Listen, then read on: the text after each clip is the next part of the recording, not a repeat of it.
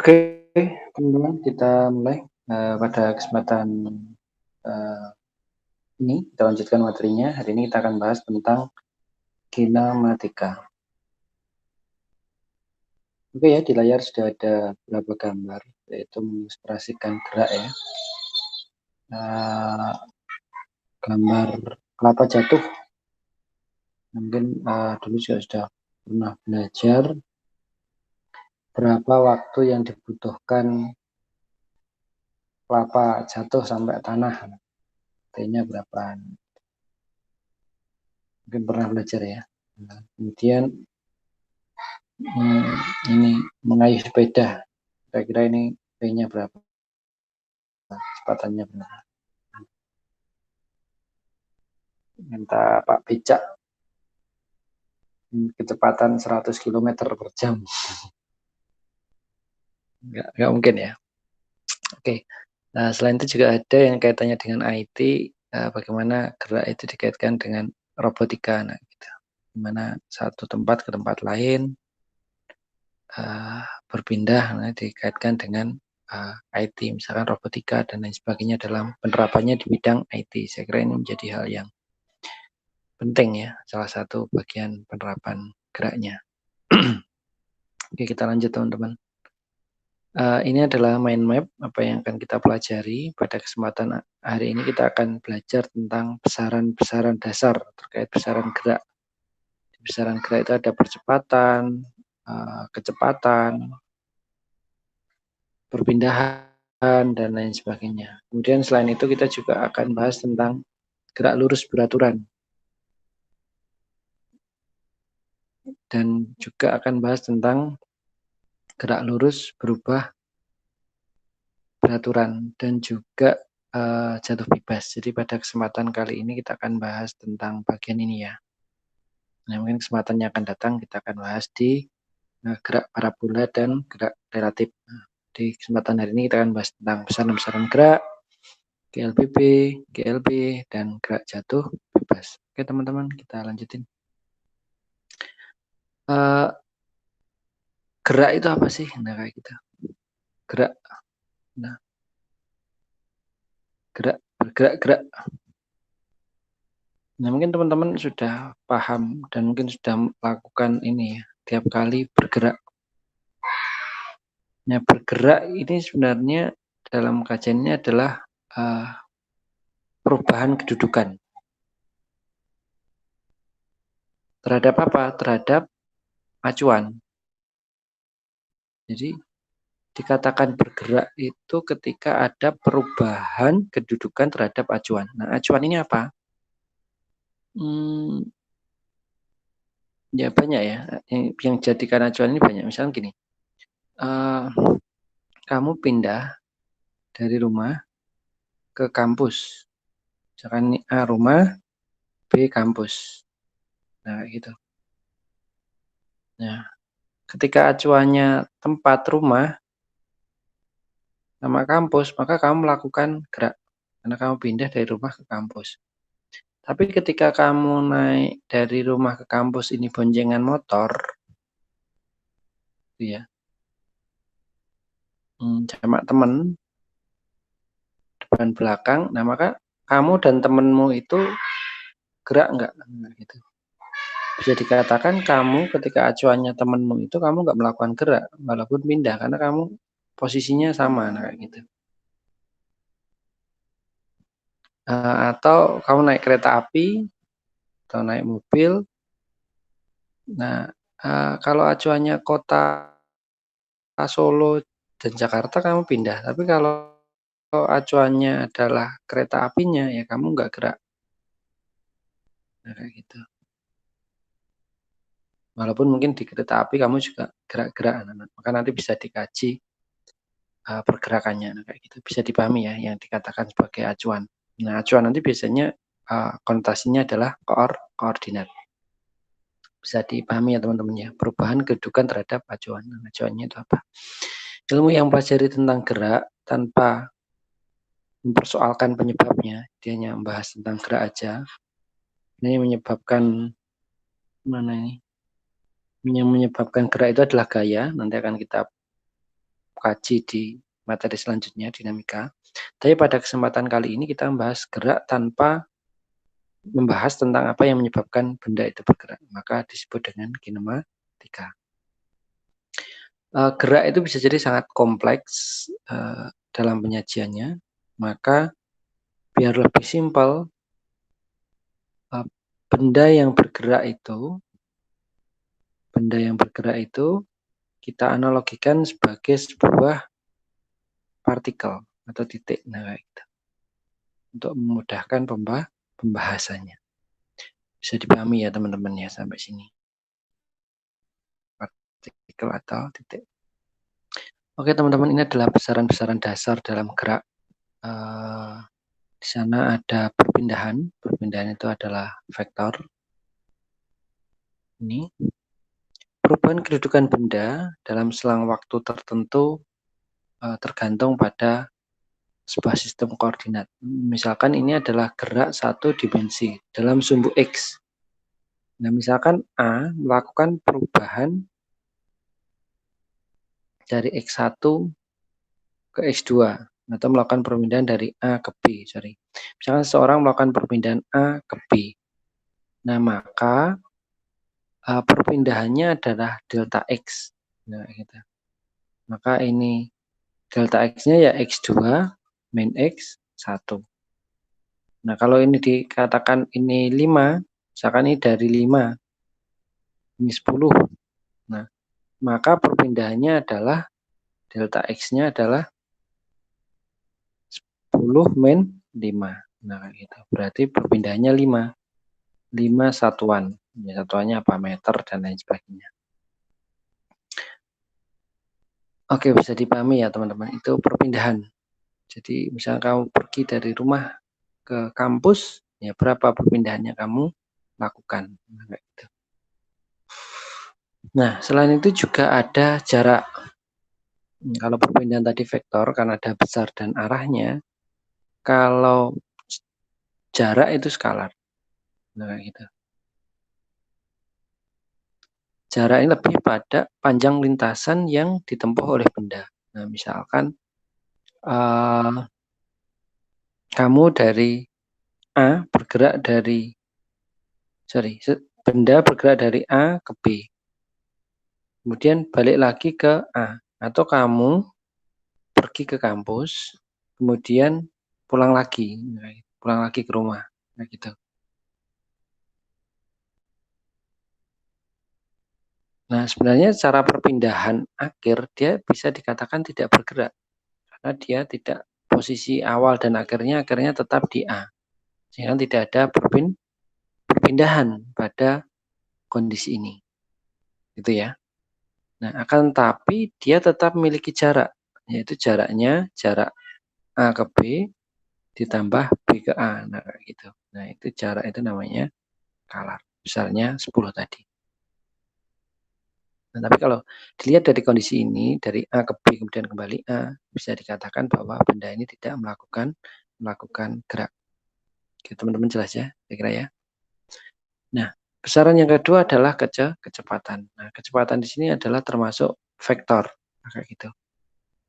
Tadi dikatakan benda tadi melakukan perpindahan dari A ke B. Nah, menempuh delta X. Nah, dalam perpindahan dari A ke B, tentunya dia membutuhkan T. Nah, kayak gitu ya. Membutuhkan waktu untuk pindah dari A ke B. Nah, maka untuk menghitung kecepatan rata-ratanya, bisa dikatakan bahwa perpindahannya, delta X-nya tadi, kecepatan itu bisa dikatakan delta X-nya tadi, dikurangi waktu tempuhnya. Nah, T2-nya berapa, dikurangi T1-nya berapa. Maka dia bisa dikatakan sebagai kecepatan rata. Atau juga bisa dikatakan kecepatan rata-rata itu sebagai kemiringan garis. Gitu ya. Dari X ke Y. Nah, kayak gitu. Ini kayak dalam model matematiknya. Untuk mencari kemiringan. Kayak gitu. Nah, selain itu, selain kecepatan rata-rata juga ada kecepatan sesaat. Nah, yang namanya kecepatan sesaat itu sebenarnya adalah kecepatan pada saat tertentu. Nah, dia bisa dikatakan kecepatan saat itu adalah limit delta X per delta T, atau bisa katakan dx dt. Nah, kayak gitu. Kalau kecepatan rata-rata ini ketika kita bergerak sebenarnya mungkin dalam melakukan perpindahan dari rumah ke kampus tadi, A ke B tadi, kamu kecepatannya tentunya berbeda-beda ya. Kadang cepat, kadang lambat, kadang ngegas, nah dan lain sebagainya. Nah, maka total waktu dan total jarak ini dilakukan pembagian sehingga didapatkan kecepatan rata-rata. Tapi kalau kecepatan sesaat, nah dia bisa dikatakan bahwa kecepatan pada saat itu. Secara persamaan, maka dx dt ini bisa dikatakan bahwa v itu adalah turunan dari fungsi x terhadap waktu. Nah, kayak gitu. Nah, nanti ada beberapa contoh kasus yang bisa kita selesaikan terkait dengan hal ini gitu ya teman-teman ya. Nah, oke, kita lanjutkan. Saya kira jelas ya. Nah, kemudian selain itu tentang kelajuan kecepatan ini adalah skalar. Nah, maka tadi sudah dikatakan bahwa kelajuan rata-ratanya adalah X per T. Ya. Ini adalah rumus kecepatan. Kecepatan kan kemarin sudah kita bahas adalah kilometer per second. Nah, maka V-nya adalah X per T.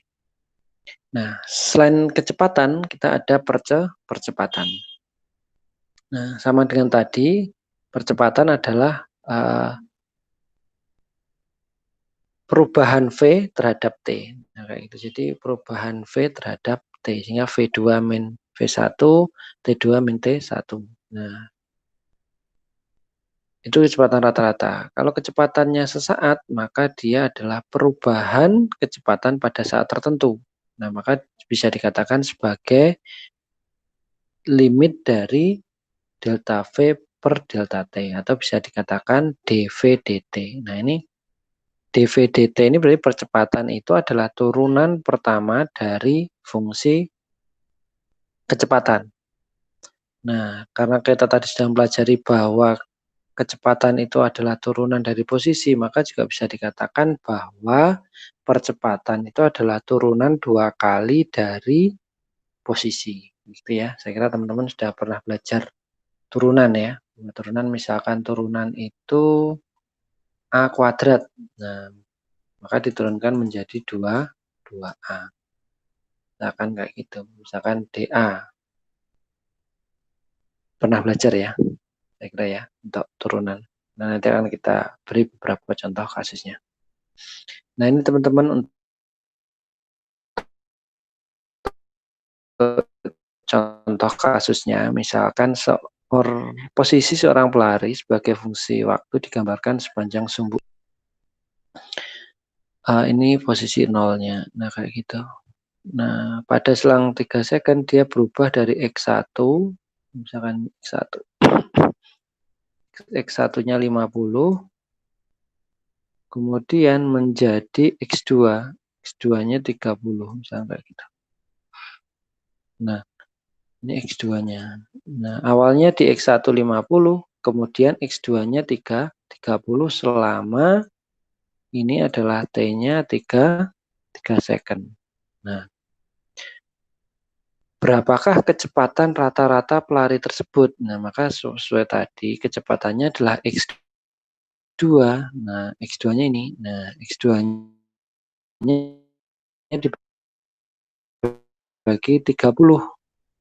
Nah, X2-nya tadi 30, X1-nya tadi 50. Nah, T-nya tadi dari 0 sampai 3, maka ini 3 second. Sehingga 30,5 min 50 dapatnya 19 dalam bentuk negatif. Dibagi 3.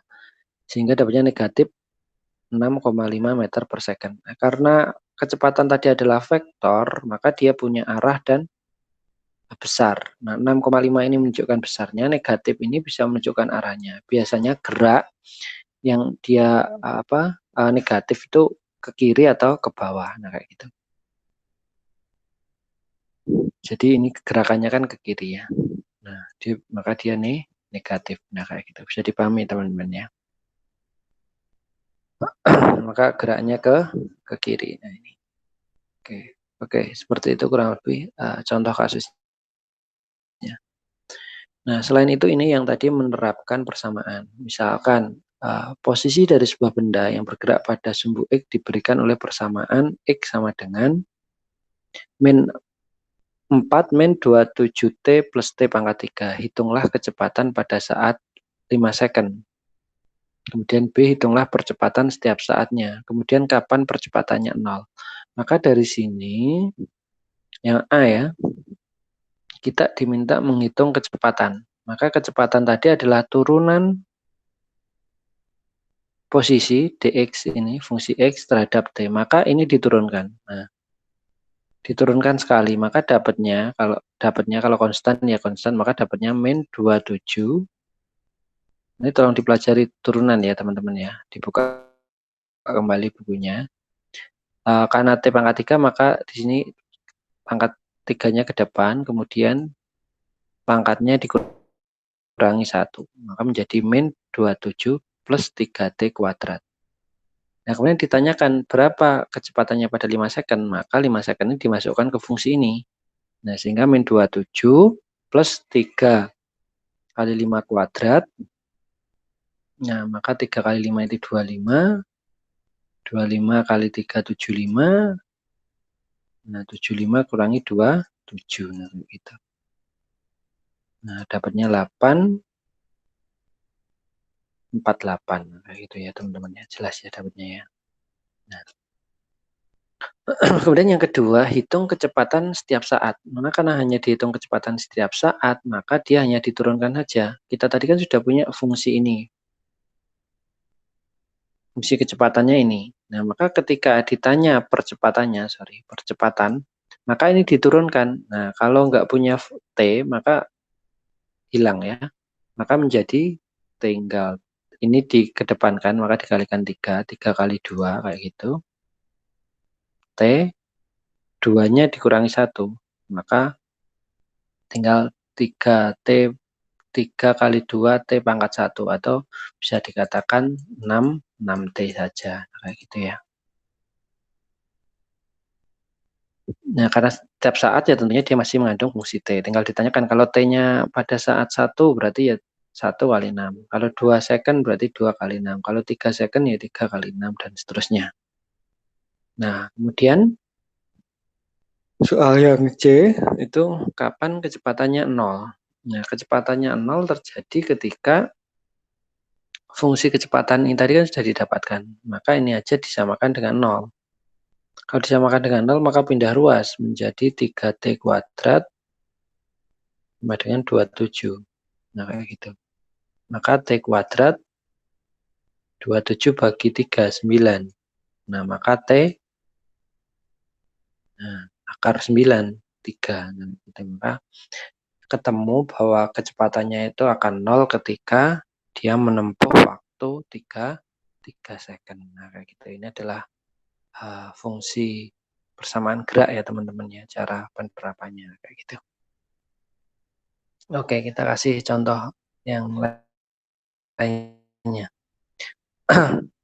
Jika diketahui persamaan gerak adalah X min 20 T pangkat 3 dalam satuan CGS misalkan, tentukan pergeseran partikel tersebut selang 1 sampai 3 second.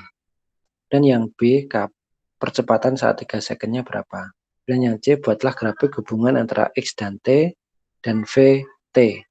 Di mana T-nya 0 dan sampai 3. T0 sampai T3.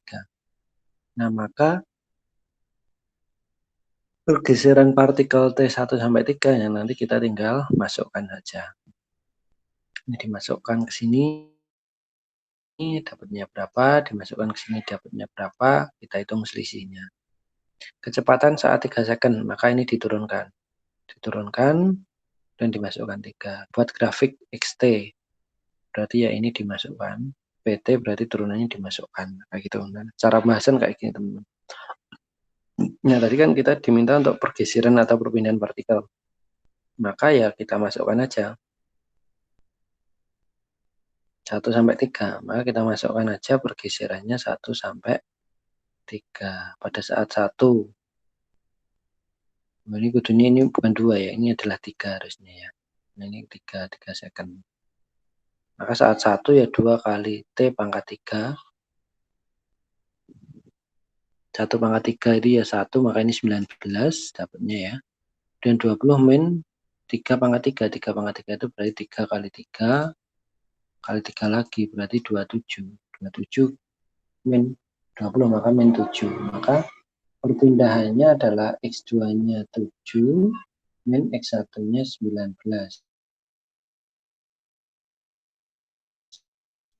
Maka dapatnya adalah 26 cm. Nah, 26 min 26 berarti dia adalah sumbunya adalah ke kiri atau ke bawah ya. Kalau sumbu X berarti ke kiri, kalau sumbu Y ke bawah. Kayak gitu.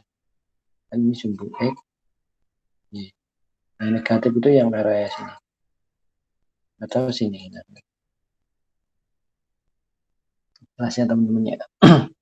Oke, kemudian persamaan kecepatan rata-rata turunan dari persamaan gerak. Jadi kita diminta untuk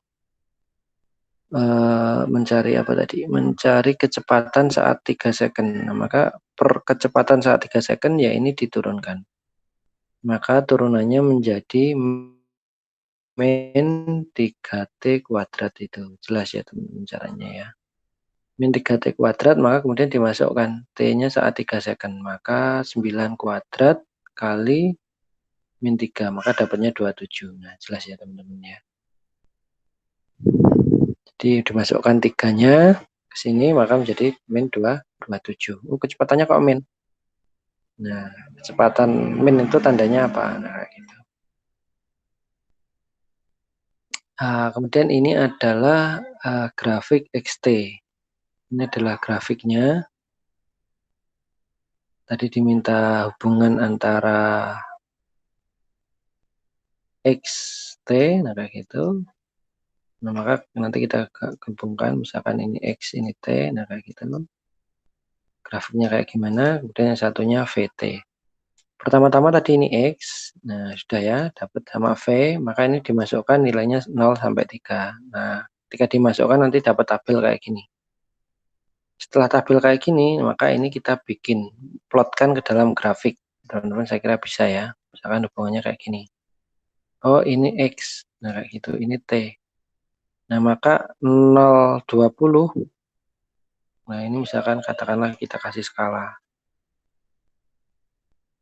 Ini 10 nanti ya, 10, 20, nah gitu. Ini T-nya 1, 2, kayak gitu. 3, nah kayak gitu.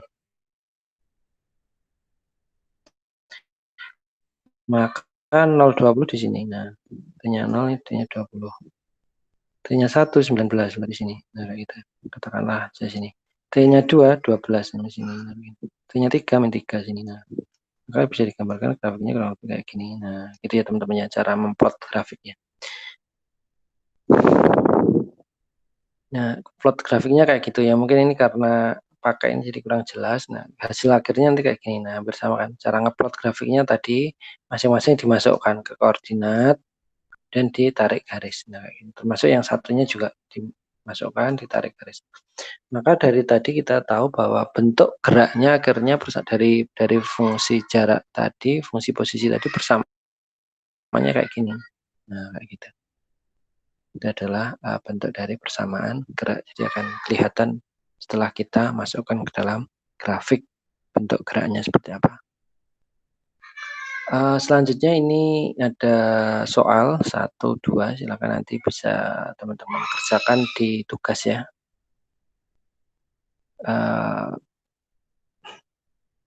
Di tugas nanti saya embed di e-learningnya, di assignment. Oke, saya kira sudah bisa terbaca ya dari teman-teman ya, dari tugasnya. Intinya ini hampir sama dengan tadi, kalian pertama dimentukan soal yang nomor 1 diminta untuk menemukan akselerasi rata-rata ya pada interval 0 sampai 2. Kemudian akselerasi itu percepatan ya. Kemudian yang soal nomor 2 kalian diminta untuk menentukan perpindahan partikel pada interval 0 sampai 1 dan 1 sampai 3. Nah, gitu. Nah, pada saat itu kondisinya di mana? Nanti silahkan teman-teman tentukan ininya, tentukan perpindahannya.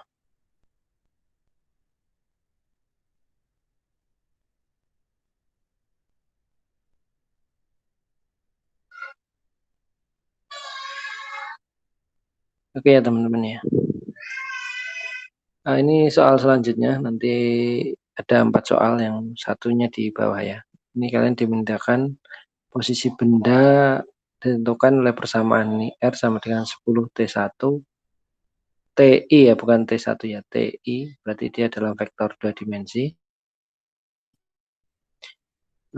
plus 10T min 5T kuadrat J, satuan meter. Tentukan posisi, tentukan perpindahan, tentukan waktu, dan kalian diminta untuk menggambarkan kurvanya ya. Saya kira jelas ya teman-teman ya. Nah, yang D ini mungkin di situ kurang kelihatan. Gambarkan kurva lintasan benda antara T0 sampai T5 second. T5 second. Oke ya teman-teman ya.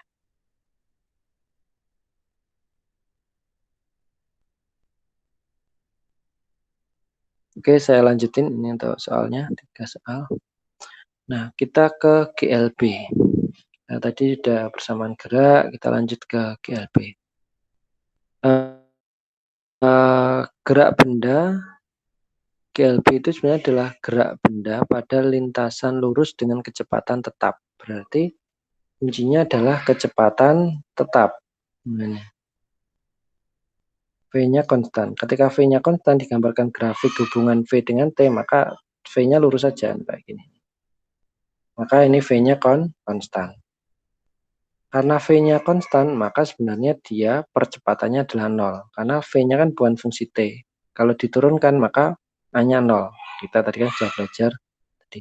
Tapi ketika ini diintegralkan, maka akan menjadi fungsi posisinya menjadi X plus X sama dengan VT. Nah, kayak gitu kan diintegralkan ini menjadi, karena konstan menjadi fungsi T. Sehingga selain itu ada tambahan X0-nya. Nah, X0 itu posisi awalnya seperti apa. Maka ini adalah persamaan GLB. Jadi X0 plus VT. Ini kemudian V-nya konstan. Nggak punya percepatan. Itu ya, saya kira ya. Bisa digambarkan. Nah, kalau digambarkan seperti ini. Nah, X pada posisi 0 berapa, VT-nya berarti seiring dengan VT meningkat, maka posisinya juga bertambah. Nah, kayak gitu. Oke, teman-teman ya. Yang kedua adalah GLB, ya, gerak lurus yang percepatannya tidak berubah terhadap waktu. Jadi GLB itu gerak lurus berubah beraturan, itu yang konstan adalah ini ya, percepatannya. Kalau percepatannya konstan, maka fungsi dari kecepatan tadi, ya ini diintegralkan, tadi turunan, tapi kalau ini diintegralkan, maka diintegralkan menjadi AT, nah kayak gitu. Ini kan konstan, A-nya konstan. Maka diintegralkan menjadi AT plus kecepatan mula-mulanya seperti apa. Nah, kemudian ini dari percepatan ini kemudian kita integralkan lagi, maka menjadi AT, ini AT-nya kuadrat, sininya ditambahi setengah. Ini setengah AT kuadrat. Sehingga ketika diturunkan kan menjadi 2 kali setengah hilang AT kuadrat. Maka menjadi setengah AT kuadrat, VO-nya pakai T, VOT, X0 ditambah X0. Maka fungsi posisi pada GLB menjadi X0 plus VOT plus setengah AT kuadrat. Jadi teman-teman ketika nanti menghafalkan, oh ini GLB atau GLBB, lihat aja kalau GLB berarti V-nya konstan, A-nya 0. Oh, berarti dari V konstan itu dinaikkan menjadi VT di posisi. Nah, tapi kalau di GLB hanya yang konstan, maka apa? Kecepatannya menjadi AT. Kemudian posisinya menjadi VOT plus setengah AT kuadrat. Nah, saya kira itu ya teman-teman ya. Ini sebagai contoh ya. Berapa selang waktu yang dibutuhkan sebuah mobil untuk menyeberangi persimpangan selebar 30 meter setelah lampu lintas berubah hijau jika percepatan dari keadaan diam adalah 2 meter per second kuadrat secara konstan. Nah, berarti dari kasus ini kita lihat bahwa apa ini yang konstan? Percepatannya konstan. Kalau percepatannya konstan, maka ini adalah gerak GLBB. Nah, maka kalau gerak GLBB, rumus yang digunakan atau formula yang digunakan adalah ini. Nah, kayak gitu. VOT plus setengah AT kuadrat. Nah, maka kita sudah tahu tadi apanya aja. Persimpangannya 30 meter. Nah, kita masukkan 30 meter. Yang ditanya apa sih ini? Berapakah selang waktunya? Ditanyakan T. Maka dimasukkan V0-nya tadi 0 dari keadaan diam mana ya. Kemudian setengah AT kuadrat. T kuadrat ini hilang tinggal 30 T kuadrat. Maka T adalah akar dari 30. Maka 5,48 second. Jadi waktu yang dibutuhkan mobil tersebut untuk menyeberangi persimpangan jalan adalah 5,48 second. Jelas ya teman-teman ya dari sini ya. Nah, maka perlu diidentifikasi geraknya apa dulu dalam kasus seperti ini, GLB atau GLBB ya. Dari situ kemudian baru kita gunakan formula yang mana, rumus yang mana. Ini ada contoh lain teman-teman. Kereta api bergerak pada rel lurus dengan kecepatan 40 meter per second.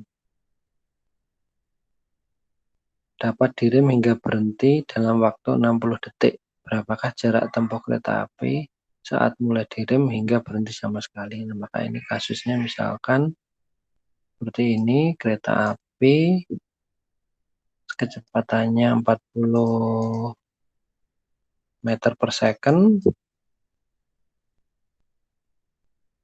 direm sampai sini, berhenti, V-nya 0 ya, V-nya 0, waktunya 60 second. Nah, kayak gitu. Berarti ini adalah gerak lurus apa? Berubah beraturan juga karena ada perlambatan. Nah, kayak gitu. Nah, maka dari kasus tadi yang ditanya adalah berapakah jarak tempuh, yang ditanya X. Nah, kayak gitu. Intinya X berarti rumusnya kita gunakan VOT plus setengah AT kuadrat. Nah, kayak gitu. Tapi dari kasus ini kita sudah punya nilai VO 40 tadi. Nilai T juga sudah tahu 60. Tapi kita belum tahu informasi nilai A. Percepatannya berapa sih? Nah, kayak gitu. Atau perubahan percepatannya berapa sih? Nah, maka percepatannya kita gunakan dengan menggunakan percepatan ratanya di mana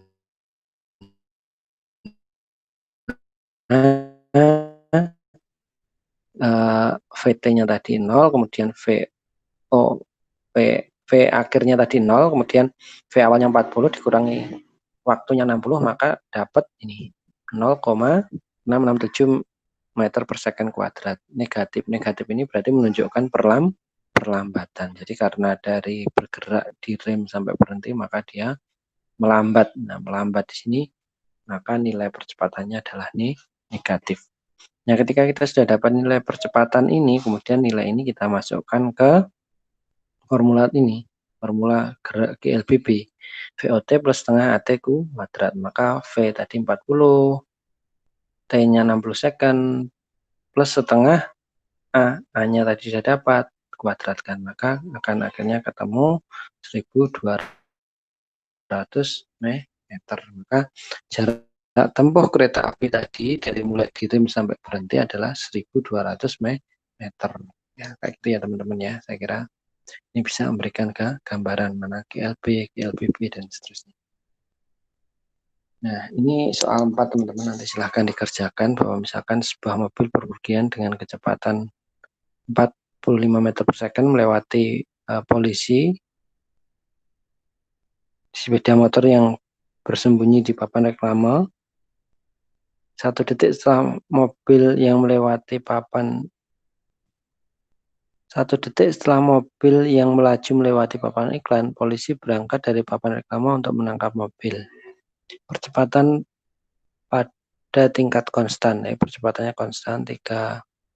Teruskan berapa waktu yang dibutuhkan untuk mengambil alih mobil tersebut atau istilahnya mendahuluinya.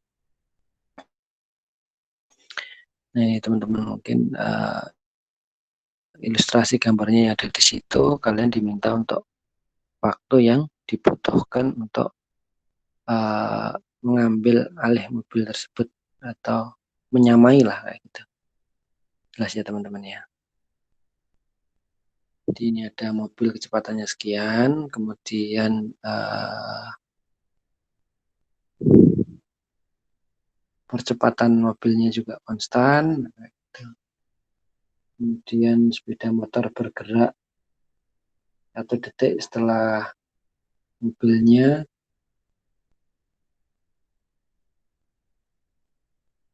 berjalan.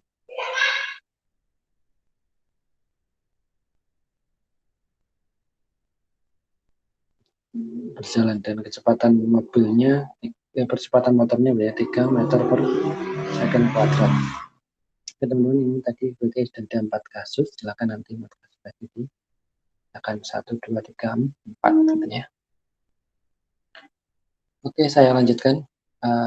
Gerak jatuh bebas. Apa bedanya gerak jatuh bebas sama jatuh cinta?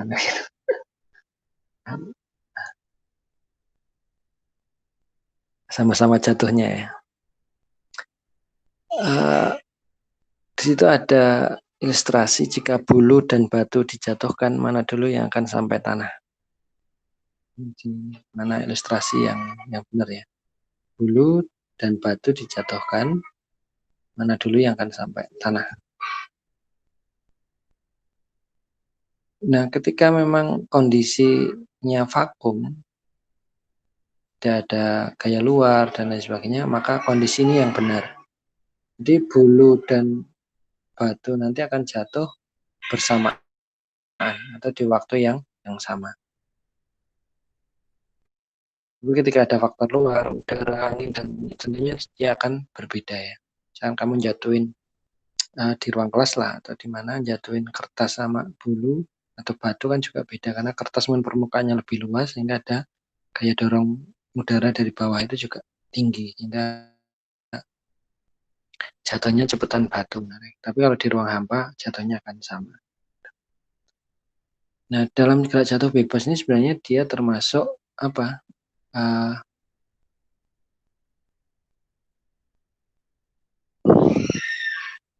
Kecepatannya adalah tergantung gravitasi dikalikan dengan waktu. Kemudian posisi setiap saat dia adalah setengah G/T kuadrat dan V-nya adalah 2 GH. Nanti bisa dicoba dimasukkan ya. Nah, pada gerak jatuh bebas ini sebenarnya adalah gerak lurus berubah beraturan. Ini biasanya dengan kecepatan gravitasi 9,8 meter per second dan sumbu koordinat Y berarti bersama ya ini dengan GLBB. Y0 plus VOT min setengah GT kuadrat. Nah, tanda min sama plus ini perlu dipahami bahwa gerak jatuh bebas itu bisa jadi ke bawah, bisa jadi juga dilemparkan ke atas. Nah, gitu. Nah, kalau yang searah dengan gravitasi maka dia positif, kalau berlawanan dengan gravitasi maka dia negatif.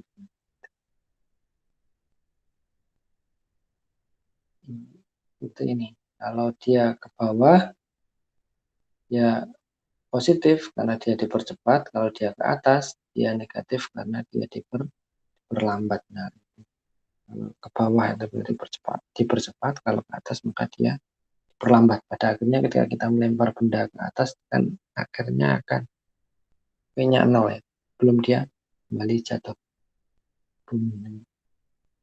Ini ada beberapa contoh kasus, misalkan seorang baseball melempar bola sepanjang 100 dengan kecepatan awal 12 meter per second, berapa waktu yang dibutuhkan bola untuk mencapai ketinggian maksimum, dan berapa ketinggian maksimum yang dapat dicapai bola. Nah, maka dari situ kita tahu bahwa berapa waktu, ini adalah kecepatan, fungsi kecepatan ya, V VU plus GT tadi, maka waktu yang dibutuhkan adalah 12 second.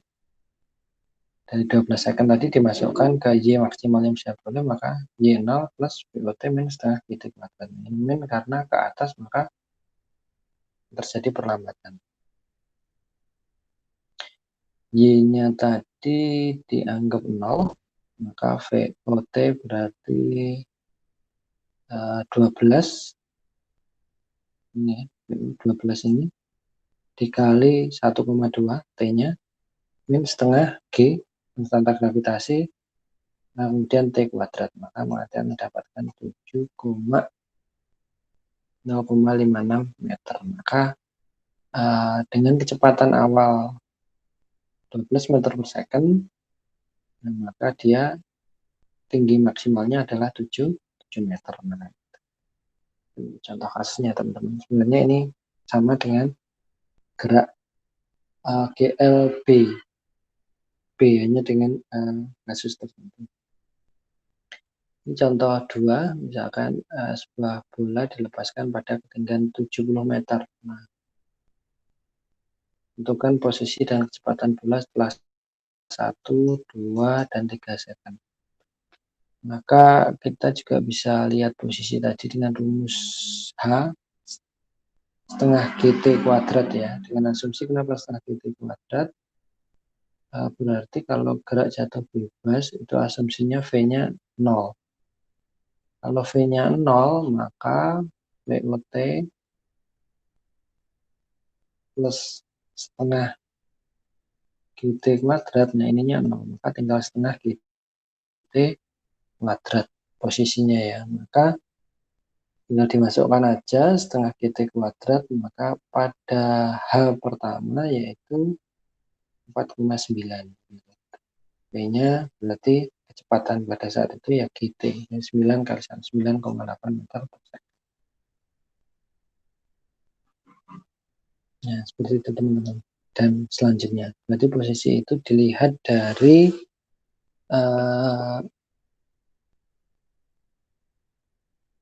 atas ya. 4,9 ini dilihat dari atas. Ya, 4,9-nya yang ini. Bukan 49 dari bawah sini.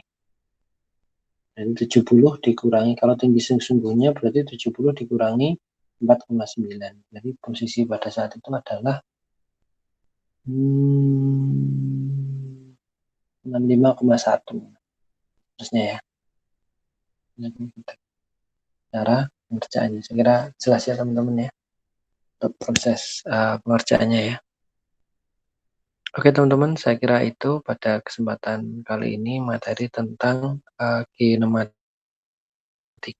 Ya harapannya bisa jelas gitu ya buat teman-teman. Terima kasih.